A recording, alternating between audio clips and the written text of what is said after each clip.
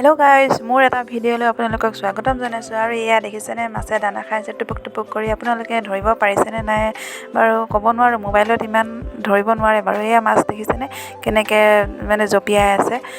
আৰু আপোনালোকে ভাবিছে চাগে এয়া ক'ৰ পুখুৰীৰ মাছ। এয়া হৈছে আমাৰ মাহঁতৰ ঘৰৰ পুখুৰীৰ মাছ। মই ঘৰলৈ যাওঁতে খুৰাহঁতে ক'লে, তই আহিলি যেতিয়া পুখুৰীত মাছকে ধৰোঁ ব'ল। আৰু সিহঁতে মাছ ধৰাত লাগি গ'ল। আৰু ময়ো মানে ভিডিঅ'টো নবনোৱাকৈ থাকিব নোৱাৰিলোঁ। আৰু এয়া দেখিছেনে কিমান ডাঙৰ ডাঙৰ মাছ আছে আমাৰ পুখুৰীত। এয়া দেখিছে। আৰু এয়া খুৰাহঁত পানীত নামি গ'ল আৰু জাল পাতিলে মাছ ধৰাত লাগি আছে।